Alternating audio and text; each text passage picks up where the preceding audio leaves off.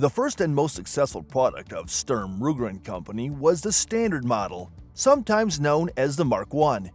An elegant, simple handgun with attractive classic styling, the Standard was designed as an inexpensive and reliable gun for informal target shooting.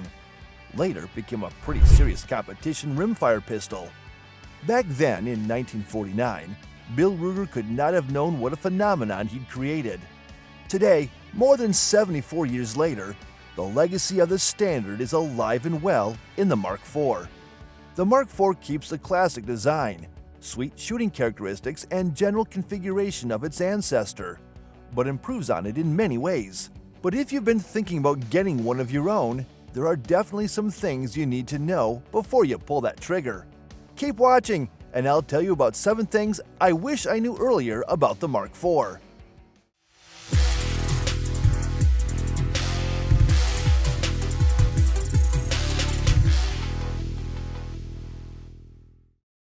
One of the first things to know about the Ruger Mark IV is something that you won't figure out until it's too late, or until you do a thorough reading of the manual. These pistols all have magazine disconnectors. Magazine disconnectors are, ostensibly, safety systems that will prevent the pistol from firing if the magazine is removed or not fully seated. And yes, even if there is a round in the chamber. On purpose, or by accident, if the mag is removed or won't fully seat, you'll probably have a dead trigger instead of a pop when you go to shoot. This is one of those features that is neither truly good or bad. Mag disconnectors have fans and haters out there. Fans say that anything that gives you an additional layer of control over making the pistol safe is good. In no-pressure settings, it can definitely notify you that there's a problem with your procedurals. The downside is that if you really need to shoot, you've got to fiddle with the mag to get the gun going again. Sadly, magazine disconnectors also invariably worsen the trigger pulls of the guns they are installed on. Before you ask, it's possible to have the disconnector deactivated entirely, but Ruger seriously frowns on that, and it will void your warranty. Hopefully, this feature isn't a deal breaker for you, because a Mark IV is still a fantastic .22 pistol despite it. Something else that will throw new Mark IV users off is the fact that these metal-framed guns aren't as light as people think, and even if they have short, slim barrels. The Mark IV, in distinct contrast to its cousin, the Mark IV 2245, all have either aluminum alloy or stainless steel frames. That means they range anywhere from stout to ponderous in the hand. With a shorter barrel and an alloy frame, your Mark IV might weigh a relatively slim 28.2 ounces. Upgrade to a steel frame model with a long bull barrel, and it could tip the scales at an astonishing 53.5 ounces. That's as much as Ruger's own Super Red Hawk, a massive revolver. Depending on what you want to use this sweet little rimfire for, it might be a bit uncomfortable to carry, or hold in a shooting position for any length of time. Make sure you review that spec sheet carefully and pick a variant that is just right for you. There are lots of them in production. One thing you won't have to check on when buying a Mark IV is whether or not you'll be able to install an Optic on it. Some models come with rails or other optical bases pre-installed, but each and every Mark IV pistol is drilled and tapped to accept some variety of scope base on the receiver. This might mean an extra step and a little extra expense to get your new gun optic ready, depending on the trim. But no matter what sort of optic you want to put on, there is bound to be a base out there that will fit on a Mark IV. These guns are so popular that I can guarantee it. But again, do your research. Figure out which optic you like best, and then find a base that will fit the pistol and is compatible with the optic's attachment system. One of the few things that makes a Mark IV an even better shooter is a good red dot. In stark contrast to the previous feature, not all Mark IVs come with a threaded muzzle. That's a major bummer because these pistols are one of the very best suppressor hosts out there. In fact, most variants don't come with a threaded muzzle at all. Choose the wrong one and you'll be facing a complicated and expensive barrel replacement. Or you'll have to spring to get the barrel threaded or modified, so it's compatible with your can's mounting system. As of the day this video went live, there were only a handful of Mark IV models in the Target line and a single tactical model that sported threaded barrels. If you are dead set on equipping a suppressor, make sure you check those out first. I know that's got to be a disappointment for the quiet ones in the audience, but if you're enjoying these insights on Ruger's superb Mark IV, make sure you hit like and subscribe so you can keep up to date with all of our great content here on All About Survival. Back when I sold guns full-time for a living, I always found one particular Mark IV complaint both amusing and aggravating. Customers would constantly come in and complain that the extra mags they bought wouldn't work in their pistols. Naturally, they were often red-faced, huffing, and demanding refunds. With only one exception that I can remember, the cause was always an incorrect magazine. Mark IV owners would accidentally buy or order magazines for the Mark IV 2245, not the regular Mark IV. The Mark IV is a pistol unto itself. The Mark IV 2245 is a different pistol, or arguably a subcategory of these guns with a different frame. I know, it's confusing.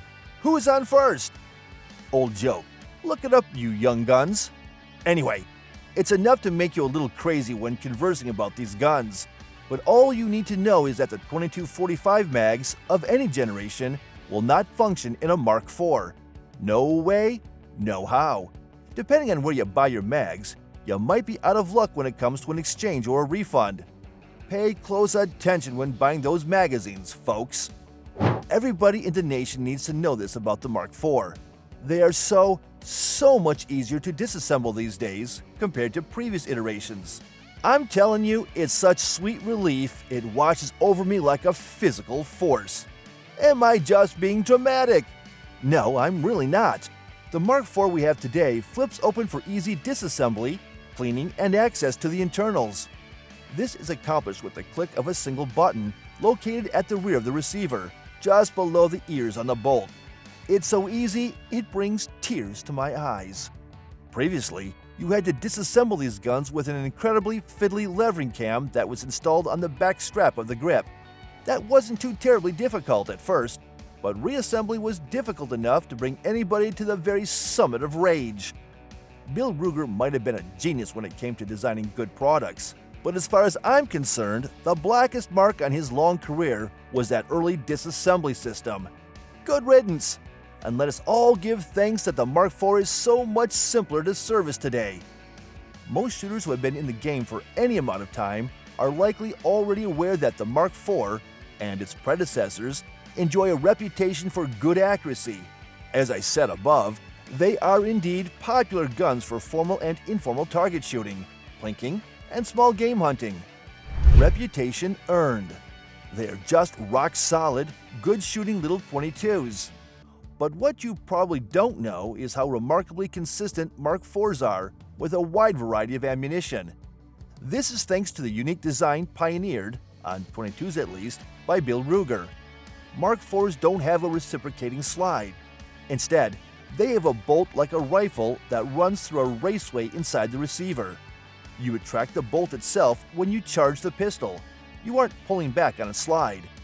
This design, compared with the good barrels that Mark IVs feature, shoot wonderfully with all kinds of different ammunition. As long as you've got the ability, you'll probably be impressed with the work you can do using any ammo you have on hand. They really rock with the good stuff by Ely or CCI. Consistency is always a virtue when shooting, as long as you're hitting, and that gives the Mark IV a big leg up over competitors' designs. The last thing I want every prospective Mark IV owner to know is how big the aftermarket is for these guns. Truly, it is a blessing and a curse. These are some of the most plentiful and popular rimfire pistols in North America and around the world, with untold numbers being sold over the years. Because of this amazing popularity, all kinds of manufacturers make every kind of part for these .22s. From ultra-accurate barrels to wickedly crisp triggers, improved controls and bolts to mag releases, grip sights, and everything else you can possibly think of. And a whole lot of stuff you can't think of. Some companies like Volksquartzen even offer semi-custom and fully custom conversions using the Mark IV as a basis for their incredible work. If you like to tinker and tune, the Mark IV borders on a gateway drug, so be careful! All kidding aside, it is a cinch to truly customize these guns for any shooter and any preference, and that is a great thing. I think that about covers it concerning all the things I wish I knew earlier about Ruger's Timeless Mark IV. They are great guns, and there's a lot to recommend them, but they do have a few quirks you've got to be careful of. What's your favorite Mark IV variant? Do you like the lighter, leaner traditional versions? Or do you like the big, long-barreled target models? I always love connecting with fellow Mark IV fans, so sound off in the comments. And don't forget to like and subscribe to keep up with all of our great gun content here on All About Survival.